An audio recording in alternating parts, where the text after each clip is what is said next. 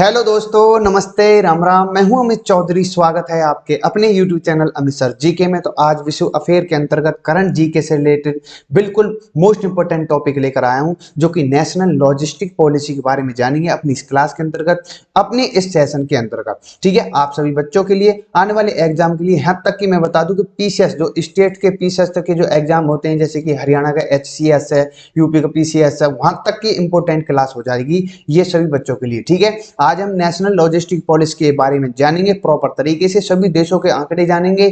और भारत जो कि 14% के साथ है, चीन 10% के साथ है, यूएसए 8% के साथ है, किस प्रकार ये पोजीशन ले पड़े हैं, और नेशनल लॉजिस्टिक पॉलिसी को कौन किसके द्वारा रिप्रेजेंट या लॉन्च किया जाता है हर साल या फिर 2 साल बाद, ये सभी चीजें जानेंगे आज के इस सेशन के अंतर्गत। ठीक है, नेशनल लॉजिस्टिक के फायदे जानेंगे, इनकी विशेषताएं जानेंगे, इसका क्या महत्व है, या इसके नेटवर्क भारत के अंतर्गत कौन कौन से हैं, कितने मजबूत है, ये सभी चीजें जानेंगे अपनी क्लास के अंतर्गत। ठीक है, शुरू करते हैं। नेशनल लॉजिस्टिक पॉलिसी जो है ये लॉन्च हो चुकी है। ठीक है, तो मैं बता दूं कि सबसे पहले क्लास करने से पहले आपसे क्वेश्चन पूछता हूं। क्वेश्चन से पहले हम चलते पहले न्यूज़पेपर पर। ठीक है, जैसे कि आपको मैगजीन पढ़ाता हूं, फिर क्वेश्चन पर आएंगे। तो द इंडियन एक्सप्रेस में आपको launched by PM Modi, what does the national logistic policy aim to achieve, ये सभी अपनी क्लास के अंतर्गत मैं बताऊंगा, इंपोर्टेंट है। ठीक है, आइए अपने क्वेश्चन पर चलते हैं। विश्व बैंक लॉजिस्टिक परफॉर्मेंस इंडेक्स में भारत की स्थिति क्या है, इंपोर्टेंट है, लेटेस्ट। 35 है, 44 है, 37 है, 38 है, ये इन कमेंट मुझे बताना। ठीक है, एंड ऑफ द वीडियो में इसका क्वेश्चन का आंसर दे दूंगा। ठीक है, तो सबसे पहले हम जानेंगे राष्ट्रीय लॉजिस्टिक नीति जो 2022 में लॉन्च की है, इसके बारे में, और लॉजिस्टिक नीति है क्या चीज ये जानेंगे। नेशनल लॉजिस्टिक पॉलिसी में सिंगल रेफरेंस पॉइंट बनाया गया है, जिसका मकसद है अगले 10 साल जो आने वाले हैं, लॉजिस्टिक का मतलब होता है माल ढुलाई करना। ठीक है, लॉजिस्टिक जो सेक्टर है, माल ढुलाई मतलब किसी कस्बे गांव से लेकर किसी शहर में एक कोने से दूसरे कोने पर जो माल ढुलाई होती है, इसको इसमें लगने वाली लागत या इसमें जो भी खर्चा आने वाला, उसको लेकर के सोच बनाई गई है। ये राष्ट्रीय लॉजिस्टिक नीति है। इसको किस प्रकार से सॉल्यूशन किया जाएगा अभी इस क्लास में बताऊंगा। 10% तक लाने का ये अपना मकसद है, टारगेट है, जो कि अभी फिलहाल जो जीडीपी के अंदर है 13 से 14% है। फिलहाल माल ढुलाई यानी लॉजिस्टिक का ज्यादातर का काम भारत में सड़कों के जरिए किया जाता है, ये आपको पता होगी। बड़े बड़े ट्रक होते हैं, एनसीआर के इलाके में जो भी बंदा है उसको सबसे ज्यादा पता होगी कि सबसे ज्यादा जाम यही लगाते हैं ट्रक वगैरह, जो कि माल ढुलाई का काम करते हैं अपने। ठीक है, इस पॉलिसी के तहत अब माल ढुलाई का काम रेल ट्रांसपोर्ट के साथ शिपिंग किया जाएगा और एयरपोर्ट के द्वारा किया जाएगा, जिससे इससे काफी फायदा होगा, ईंधन की खपत कम होगी और ट्रैफिक कम होगा। ये सभी चीजें इंपॉर्टेंट है। ठीक है, तो पैसे और समय दोनों को कम लगेंगे, किसके द्वारा, रेल के द्वारा और अपने एयरपोर्ट मतलब एयरपोर्ट के द्वारा, मतलब एयर ट्रांसपोर्ट जो होंगे वो। ठीक है, तो ये सभी चीजें देख करके लॉन्च की गई राष्ट्रीय लॉजिस्टिक नीति। ठीक है, और मैं बता दूं अपने भाइयों को इसके बारे में कि जो विश्व बैंक लॉजिस्टिक इंडेक्स है, जिसको वर्ल्ड बैंक रिप्रेजेंट करता है, 2018 के मुताबिक बता दूं, दुनिया के बड़े देशों के मुकाबले में भारत माल ढुलाई के अंतर्गत, लॉजिस्टिक के अंतर्गत मामले में 44 स्थान पर रहा है। जिसका मैंने क्वेश्चन पूछा तो वो आंसर आ चुका है। इसका मतलब है कि भारत विकसित देशों जैसे अमेरिका, चीन, जापान जैसे देश से बहुत पीछे है, 44वें नंबर पे अपना। ठीक है, लॉजिस्टिक के खर्चे के मामले में जर्मनी नंबर 1 है, इंपोर्टेंट है, ये सभी आंकड़े मैं बाद में बता दूंगा। यानी वह माल ढुलाई में सबसे कम खर्च करता है। आपको मैंने शुरू में आंकड़े भी दे दिए हैं इस क्लास के, कि जो अपने भारत 14% है, नेशनल की बता रहा हूं, वहीं चीन 10% है, यूएसए 8% है। मतलब हमारा भारत कुल मिलाकर चीन को टारगेट कर रहा है, चीन कुल मिलाकर के यूएसए को 8% कैसे लाई जाए नेशनल लॉजिस्टिक पॉलिसी। यहाँ पर को काफी अधिक मात्रा में एक पॉलिसी बहुत दिन पहले लॉन्च हो गई थी। ठीक है, और कई एजेंसियों ने सरकारी एजेंसियों में ऐड करके, और जो चाइना है, चाइना की पॉलिसी बता रहा हूँ लॉजिस्टिक, मतलब कई कंपनियों को जोड़कर एक सरकारी कंपनी बना दी, जिससे लॉजिस्टिक काफी हद तक सुधर गया वहां पर। तो अपना भारत जो यही कर रहा है, 14% से वो भी 10% के अंतर्गत आने की कोशिश कर रहा है, जिससे अपनी जीडीपी काफी हद तक सुधरेगी नेक्स्ट 10 ईयर में। ठीक है, नेक्स्ट चलते हैं। जो पॉलिसी से क्या फायदा होने वाले ये इंपॉर्टेंट है। जो ये राष्ट्रीय पॉलिसी दी है, मतलब रसद नीति है, लॉजिस्टिक पॉलिसी है, लागू होने के बाद कोविड जो हुआ था, महामारी जो हुई थी, काफी अर्थव्यवस्था सुधरेगी, हमारी रफ्तार पकड़ेगी, कुल मिलाकर के ये बात है।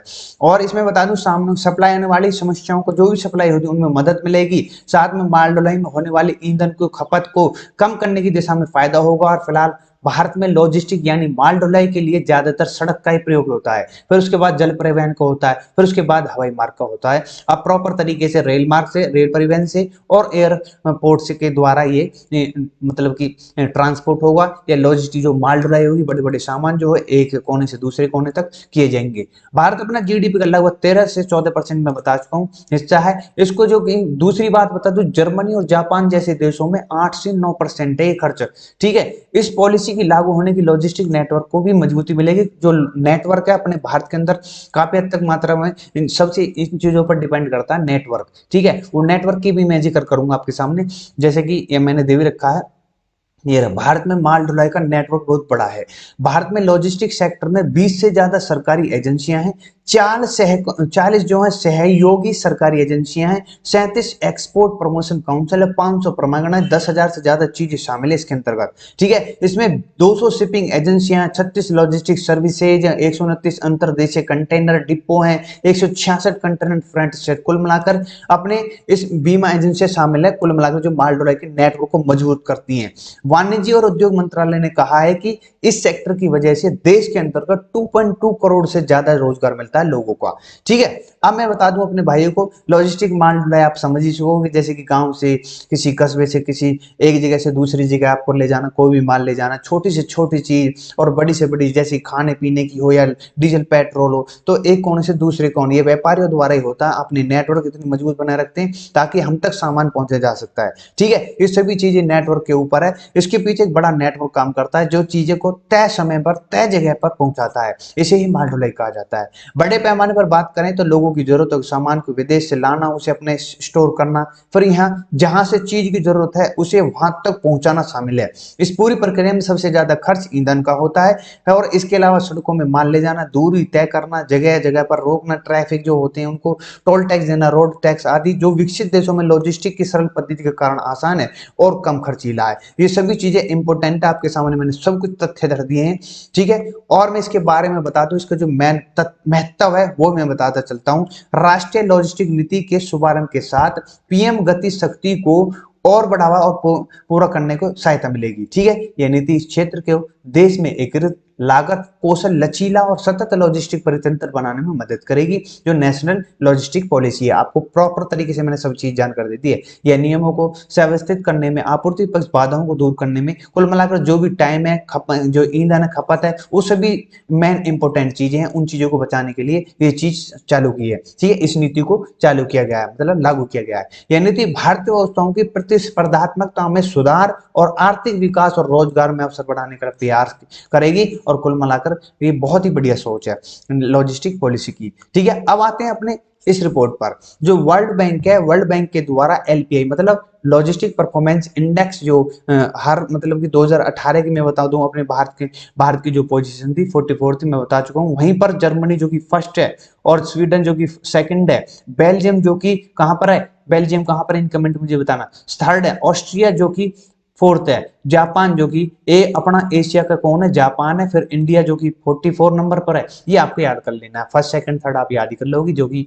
यूरोप के अंतर्गत आते हैं ये सभी देश। ठीक है, तो एलपीआई जो इनके नेटवर्क है बहुत ही स्ट्रॉन्ग मात्रा में है। जर्मनी की टक्कर तो नहीं लेंगे फिलहाल, अभी जो अपने चाइना है, रूस है, इनकी होल्ड करने में लग रहा, मतलब कंपटीशन तो होता है, नेशनल हो या इंटरनेशनल हो, एक स्टेट हो दूसरे स्टेट से होगा, एक नेशनल मतलब एक राष्ट्रीय देश है उससे दूसरे राष्ट्रीय देश से होड़ होगी। इन चीजों को लेकर के कंपटीशन होना भी जरूरी है, बहुत जरूरी है। ठीक है, तभी जाकर के उनकी स्किल्स, उनके टेक्नोलॉजी, उनके सभी चीजों की जानकारी प्राप्त होती है। तो आपको सभी चीजें की मैंने रिपोर्ट दे दी है। ठीक है, नेशनल लॉजिस्टिक पॉलिसी क्या है, सभी चीजें मैं प्रॉपर तरीके से बता चुका हूं अपने भाइयों को।